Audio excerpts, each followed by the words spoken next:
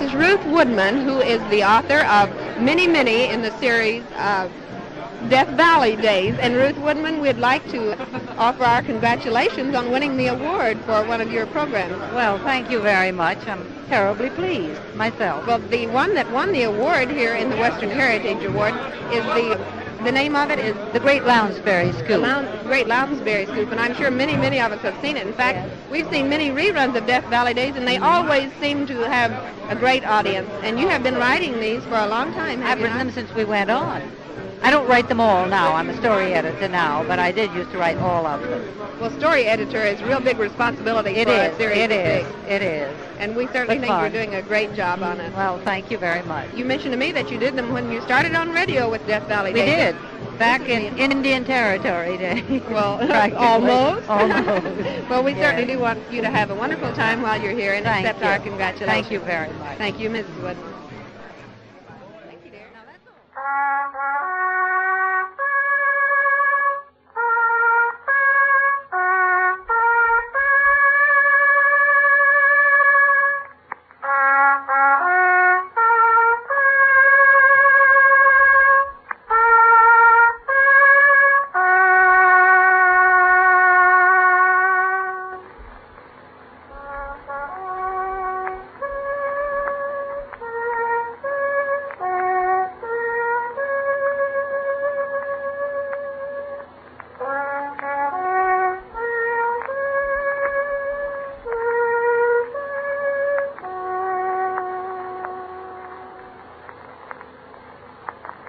As the old morning bugle call of the covered wagon trains fades away among the echoes, another true Death Valley Days story is presented for your entertainment by the Pacific Coast Borax Company, producers of that famous family of products, 20 Mule Team Borax, 20 Mule Team Borax Soap Chips, and Boraxo.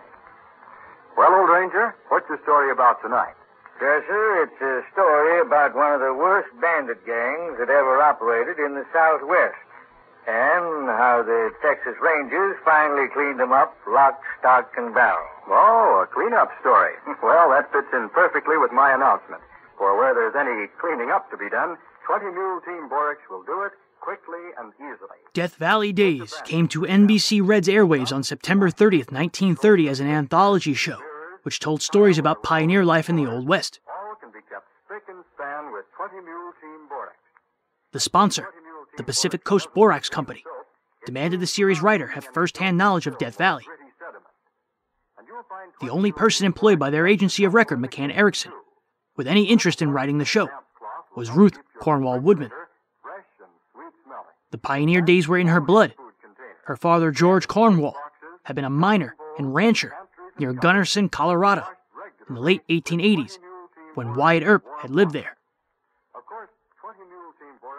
Beginning in 1930, Mrs. Woodman spent several months each year in California and Nevada, collecting enough material for a season's worth of plays. She interviewed old prospectors, visited ghost towns and museums, went through newspaper files, and tracked down leads with the help of a desert expert named Washington Cahill. She wrote each script 6 weeks in advance to give time to verify all accounts. Death Valley Days dramatized tales of the famous and the unknown. The result was radio's first realistic Western drama. Hold on there, Grimes. You get mighty tough with females, don't you?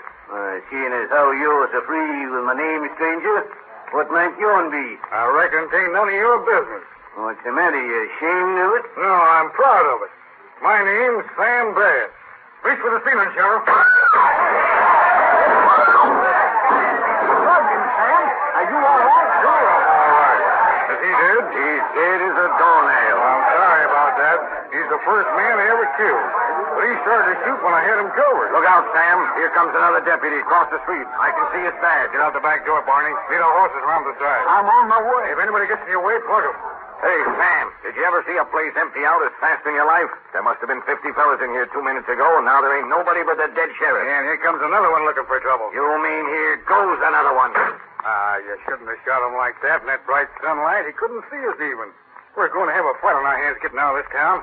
We done it before, so I reckon we can do it again. Come on. Hey, you head toward the alley, and I'll follow you packing up shooting as I go. Sounds all right to me. This episode told the story of outlaw Sam Bass. Bass and the Joe Collins gang held up the Union Pacific train in Big Springs, Texas, on September 18th, 1877, 59 years to the day before this story aired. The gang got away with $60,000 in gold pieces. They were later arrested, but Bass got away. He hid out in his hometown, but when confronted by Deputy Sheriff A.W. Grimes, Bass killed him. What's that? Sam is shot. Hold that horse steady. Yeah, the guy that got burned on the roof. Easy, Sam. Up you go. I'm hurt. Pretty bad. You're all right, Sam. Come on. They want shooting. We've given them money's worth. Come on. When the Texas Rangers arrived, a gunfight ensued. Bass was mortally wounded, dragging himself to an oak grove out of town. A posse took him into custody. He died the next day, on June 21st, 1878, his 27th birthday.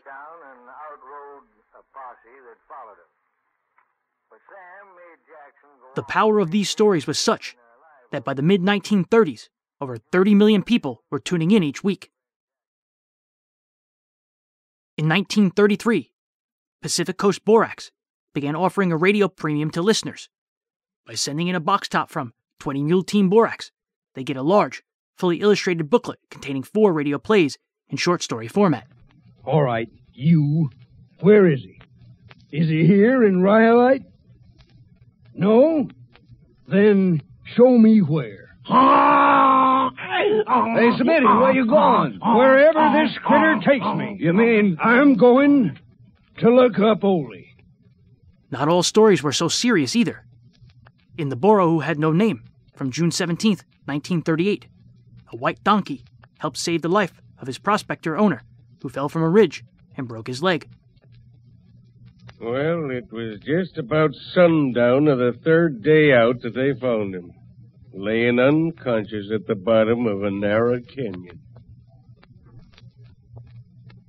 Ole. Thank the Lord he's still alive. Ole. Huh? It's me, Smitty. Smitty. I come as fast as I could, Ole. He brung you here, did he? Straight as a die. Good boy. He turned up in Rhyolite. Just like I told him to. I knowed right off that something was wrong. What happened, Ole? Where you hurt? My leg. Broke? Yeah. Yeah, I can see. I was following some float up the mountain. It was getting dark. Like a fool, I didn't want to stop, and somehow or other I lost my footing and fell. Clear down here? Yeah. Oh. It's a wonder you wasn't killed outright. Shows how tough I am. Gosh. I knowed I could never make it back to town, even if I had a burro to ride. What happened to your burros? They went off. I don't know where. All but this fellow. He stuck by me until I sent him away to get help. I figured I had enough water to last me till you could get here, if you'd come. Why, Ole, of course I'd come. I didn't know. I was sort of afraid. You think I'd let you die out here alone? Alone with my samples. Huh? They're around here summers. Samples? Of ore. I run across something mighty good, Smitty. Here's one of them. Take a good look at it. Let me see. High grade. I'll say. Real picture rock. I'll bet she has says a trip to Europe for ton. If we wanted to go to Europe, which we don't. We? You and me. Oh, but Ole, We're still partners, ain't we, Smitty? Ole, I don't deserve it after the way I treated you. Heck, you just saved my life, didn't you? It wasn't me. It was the white burro. A white burro. Ole. Yeah? Have you named him yet? No. Then let's give him a name now. Smitty. After all, he's earned it. You know what it'll mean, don't you? That he'll be ours for the rest of his life. Yes. All right. I'm willing. You have been listening to another true story of Death Valley Days, brought to you by the Pacific Coast Borax Company, producers of 20 Mule Team Borax for household use, 20 Mule Team Borax soap chips in the big... Death Valley Days underwent transformations in the 1940s, eventually being called The Sheriff. The new Boraxo for toilet use. The radio series aired until September of 1951. All of them are inexpensive. It then moved to television under its original moniker, where Ronald Reagan eventually portrayed the Old Ranger narrator, until he was elected the governor of California. Red and white and black package is the perfect cleanser for ice boxes.